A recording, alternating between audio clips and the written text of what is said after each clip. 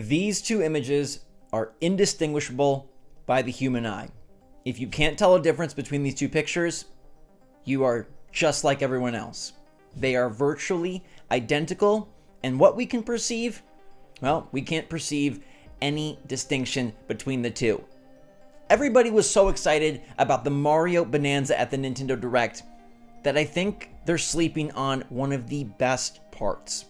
That's not to say that Mario Wonder isn't going to be insane and Mario RPG isn't one of the greatest fan service gets ever.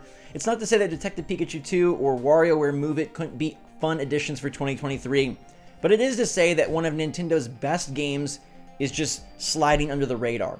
One of their best games that borrows from Tears of the Kingdom. One of their best games that killed off the main character from the last game. One of their best games that has more RPG mechanics than Final Fantasy XVI, one of the best games that they released on their past console. Let me remind you that Pikmin 3 on Wii U got an 87 on Metacritic. To put that in perspective, that's better than games like Luigi's Mansion 3, Mario + Rabbids Sparks of Hope, Donkey Kong Country Tropical Freeze, and Bayonetta 3. Those all got 86s. Pikmin 3 sits even higher. Now, Pikmin 3 didn't get a lot of love because it was Wii U, and because Pikmin is generally regarded as sort of one of Nintendo's smaller franchises. Well, they just gave Pikmin the Switch treatment. And when you get the Switch treatment, you're like, Dr. Miyamoto, I want to be bigger. I want to be stronger. I want to be better. Like no one ever was. And then they inject you with Switch Serum, and you grow. Mario Odyssey gets kingdoms, Zelda goes open world, and Pikmin 4 does it all. The depths. I know there were caves in Pikmin 2, but we got true depths here. We got night mode, we got scary, we got really enraged enemies. I'm telling you, the depths in Tears of the Kingdom, the night mode and the caves in Pikmin 4, they're the same game. It's the same thing. Scary, challenging, so exciting. Explorative, awesome, uncertain. And you have to use glow. It's so important that you glow if you want to grow where you can explore. Same game, same thing. And here we have in Pikmin 4, nobody's talking about it. Yeah, there were some suit upgrades you could collect along the way in Pikmin 3, but now, thanks to your home base with all sorts of fun new characters, you can upgrade Ochi over and over again. You can upgrade your character, get all sorts of new gear, and craft different things like rush boots and scorch protectors. Ochi has different levels of upgrades. It's not just like, oh, you made him stronger. At the beginning of the video, we see Ochi count as 3 Pikmin, and then later we see you upgrade him to be worth 10 Pikmin. Ochi's got a belly on him, alright? Don't blame him, it's just part of his power. Then we see Olimar returning as Pikmar or Alamin, the dead Olimar from the end of Pikmin 1, the alternate bad ending of Pikmin 1 that supposedly wasn't canon, where Olimar gets shot out of the onion and planted as a Pikmin. He transforms evil, and he's back, and he's capturing humans. This dude is trafficking space people that are asleep, and that's not cool. He also has an evil dog. A dog that kind of looks like the Incredible Hulk. A dog that is now going to haunt me in my dreams. I always get my hands bit in dreams. You ever get that? I think I have a problem. Dandori battles, or organization planning battles, are a strange mix of multiplayer, but in the single-player storyline, and I'm sure it's going to lead to a nice suite of multiplayer, competitive game modes that you can play with your friends. There's, of course, going to be co-op, but this game is doing so much. Let's talk about the graphics. Compare Pikmin 3 to Pikmin 4. This is a significant upgrade. I know people poo-poo Nintendo that they can't do a whole lot visually, but Pikmin 4's water, like I could touch it. I was feeling wet while watching this trailer because that water looks so real. The ripple action? Dude, what is this, Pixar? First, they're copying Zelda Tears of the Kingdom, the greatest game ever told. Then they're copying Pixar, the best animation studio. What is happening? What did Miyamoto do here? You know, Miyamoto, he's a crazy cool guy. He's definitely influenced Mario Bros. Wonder and Pikmin 4 in the same darn direct, and this has been his baby for so long, gardening, but it's also about exploration. It's about battling. It's about making this game bigger and better, and Miyamoto has said to me, straight to my face, that yeah, he loves gardening, but as a kid, he also loved exploring and getting into battles. He literally said his advice for new game developers would be, as a kid, explore your surroundings and get into some fights. You're going to get into some fights with crazy cool creatures in Pikmin 4, and again, this element of the game is being slept on. Massive crazy scorpion creature. Fluffy, creepy, stuffy with an attitude. Ice spider hiding in the kitchen. You go inside. You go to the kitchen. This is truly an upgrade in so many ways. They're evolving the Pikmin. They're evolving the modes. They're evolving the environments. They're evolving the multiplayer. They're evolving the upgrades. You see Nintendo Switch do this to so many franchises. It takes them to new heights. It takes them to new places. And everybody's sleeping on Pikmin 4. This game is out in July, and people have been sleeping on it because it's been it's the game after Zelda. There's one game after Zelda. Just that's it. Well, now that story has been completely tossed up, paper shredded, and rewritten. Thank goodness it's about to be a bestseller.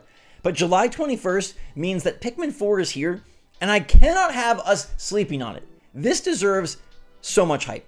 Maybe not Tears of the Kingdom hype. I know it's not as universally praised, but you got Pikmin 1 and 2 to try out. You got Pikmin 3 Deluxe on Switch. You got a Pikmin 4 demo coming in just a few days, and Pikmin 4, I don't know how else to convince you, except to say that this is Nintendo at their best. I know that Pikmin and Olimar and Ochi, it's not Yoshi and Mario, right?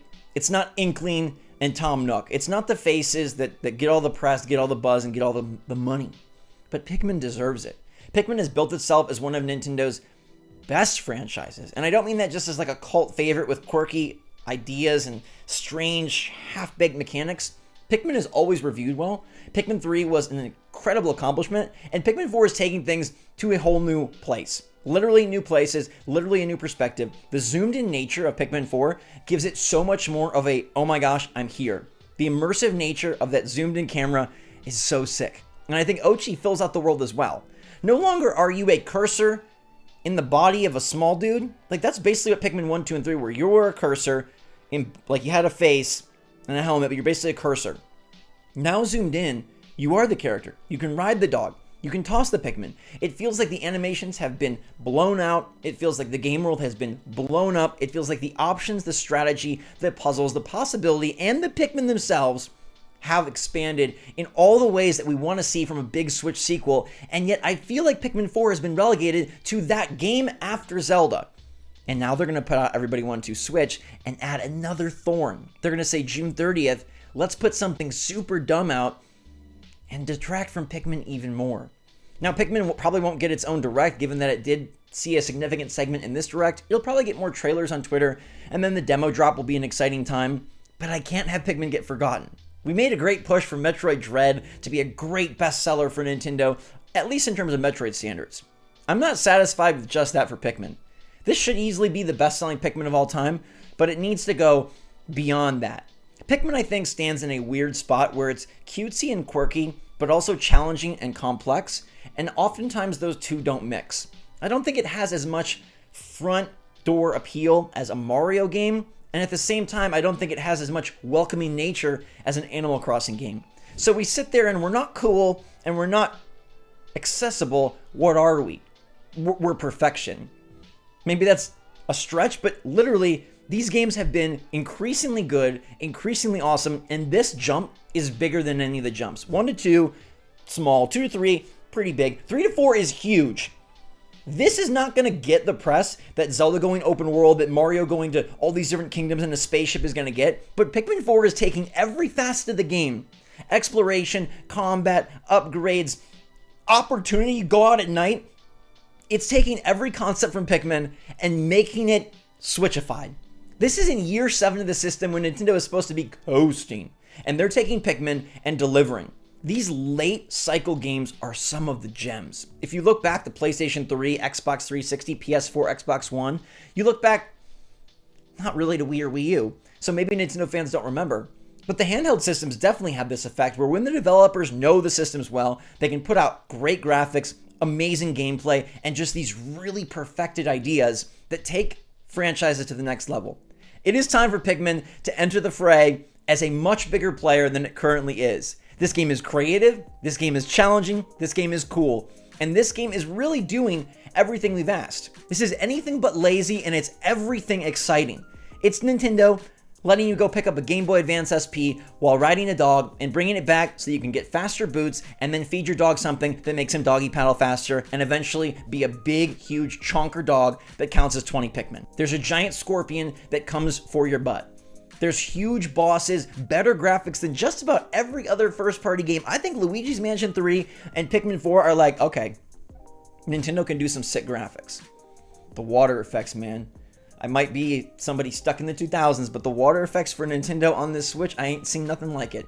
This game will shine on the OLED, it'll shine anywhere, and it will be one of the secret best games of the year. And if nobody else talks about it, I will keep this drumbeat going because Pikmin 4 deserves it. It's getting an awkward July release where nothing else is out, and I think Nintendo knows they need to position it in a way where it doesn't have much competition.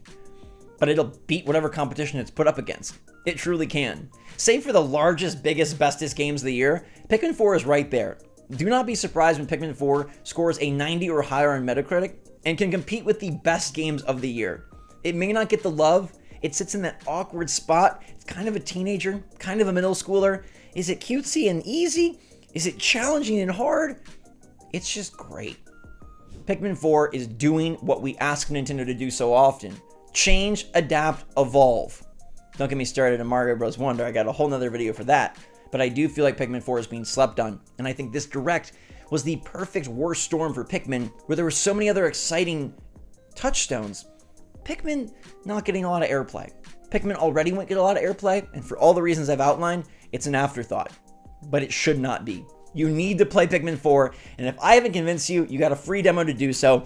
I want to champion this game. Pikmin 3 is one of my favorite Nintendo games that they've made. It's that good, and yet this makes that look like an amateur's outing. Pikmin 4 is going to shock and awe, and Pikmin 4 is out in less than 4 weeks.